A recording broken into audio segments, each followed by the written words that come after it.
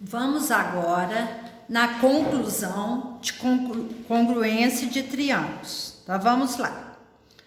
Para segmentos, usaremos a notação segmento AB com risquinho em cima, ou simplesmente AB com tracinho. E quando nos referirmos a uma igualdade entre segmentos, utilizaremos o sinal de congruência. Então, o igual com esse tio em cima, que significa congruência de segmentos. Se quisermos referirmos somente a medida do segmento, usaremos a notação MED, que significa medida do segmento AB, ou AB sem o traço de segmento. E a igualdade será expressa pelo sinal de igual, que é esse símbolo. E essa relação também será adotada para as demais figuras, se tiverem o mesmo formato e a mesma medida. Adotaremos o símbolo de congruência, que é o igual com o tio em cima. Se forem iguais somente os valores das medidas, adotaremos o sinal de igual. Quanto aos ângulos, se houver uma sentença de relação de igualdade na qual exista algum valor numérico, adotaremos o sinal de igual. Se não houver, adotaremos o sinal de congruência. Viu como é simples? Então vamos lá. Exploração e descoberta. Quando há uma relação de igualdade entre dois lados, ângulos e formato das figuras, usaremos o termo congruência.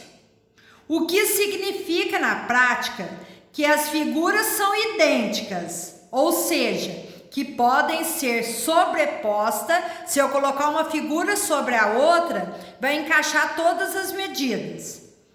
Você acabou de ver dois casos, mas existem ainda outros dois. Vamos ver cada um deles detalhadamente. Em notação matemática, usamos o símbolo de congruência para representar a congruência. Primeiro caso de congruência é chamado de lado, lado, lado, e nós vamos representar pelas letras L, L, L. Seguindo, dois triângulos são considerados congruentes, quer dizer que eles têm a mesma medida, se possuem os três lados respectivamente congruentes. Vamos ver aqui esse caso. Olha aqui, nós temos esses dois triângulos. Nós estamos vendo aqui que o lado AC tem a mesma medida do lado EG, que ele tem um risquinho aqui e um aqui. O lado AB tem a mesma medida do lado EF, que os dois têm dois sinaizinhos aqui, ó, igual. O lado BC tem a mesma medida do lado FG, que tem três risquinhos aqui e três risquinhos aqui. Significa que tem a mesma medida.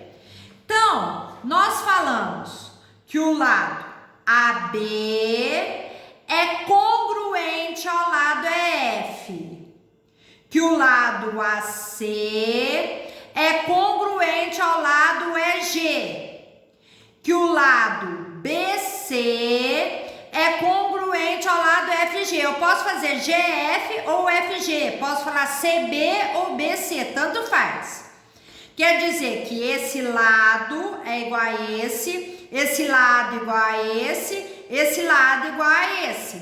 Então, o triângulo ABC é congruente ao triângulo EFG. Se eu pegar esse triângulo e colocar em cima dele, ele vai encaixar certinho. Então, nós temos o caso de congruência, lado, lado, lado. Então, aqui nós falamos que esse caso é L, L, L, que tem os três lados com medidas iguais.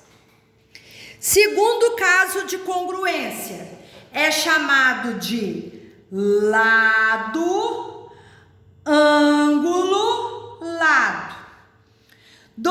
triângulos são considerados congruentes se possuem dois lados congruentes, assim como o ângulo entre eles congruente. Então, nós temos aqui, ó, esse lado é congruente a esse lado, esse ângulo é congruente a esse ângulo e esse lado é congruente a esse lado. Então, nós temos o caso de congruência, ó, lado, ângulo, lado, que é esse caso de congruência. Então, nós falamos que o lado AB é congruente ao lado EG, que o ângulo BAC, aí a gente põe um chapéuzinho em cima, porque aqui é ângulo, BAC é congruente ao ângulo GEF, ó, o ângulo é aqui, ângulo. O lado AC é congruente ao lado EF. Então, nós temos um lado, um ângulo e um lado congruente. Então, nós dizemos que o triângulo ABC é congruente ao triângulo EGF. Então, se eu pegar esse triângulo, sobrepor sobre esse, vão dar um em cima do outro certinho. Então, é o caso de congruência. Lado, ângulo, lado. Terceiro caso de congruência é ângulo, lado, ângulo. Ângulo, lado, ângulo. Ó. Ângulo, lado e ângulo, tá? Então, os dois ângulos vai ter um lado no meio que é igual. Dois triângulos são considerados congruentes se possuem dois ângulos congruentes, assim como o lado entre esses ângulos.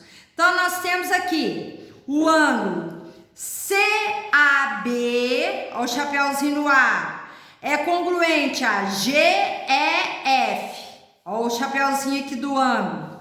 O lado AB é congruente ao lado EF, lado. O ângulo ABC, que é o ângulo B aqui com o chapéuzinho em cima, é congruente a EFG, ó, o chapéuzinho, ângulo. Então, nós podemos dizer que o triângulo ABC é congruente ao triângulo EFG pelo caso de congruência ângulo, lado, ângulo. Quando vocês forem fazer os exercícios, vai estar o desenho, vocês têm que colocar isso aqui, ó, para provar qual tipo de congruência que vai ser o exercício que vocês estão fazendo. Caso 4. Ângulo, lado, lado, ângulo e ângulo oposto. Então, assim, ó, lado, ângulo e o ângulo oposto ao lado. Ó, lado, ângulo, ângulo oposto. Ó, tá lá, ó, lado AB é congruente ao lado EF, lado. O ângulo CAB é congruente a GEF. Esse ângulo é congruente a esse, ângulo adjacente. O ângulo oposto, ó, ACB, que é esse ângulo aqui, é congruente a EGF, que é o ângulo oposto, o oposto ao lado aqui, ó.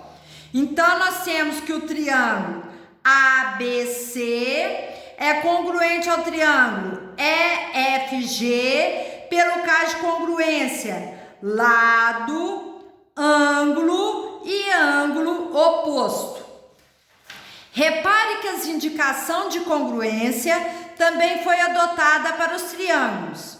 Assim, em vez de escrever triângulo ABC é congruente ao triângulo EFG, por exemplo, usaremos a notação matemática.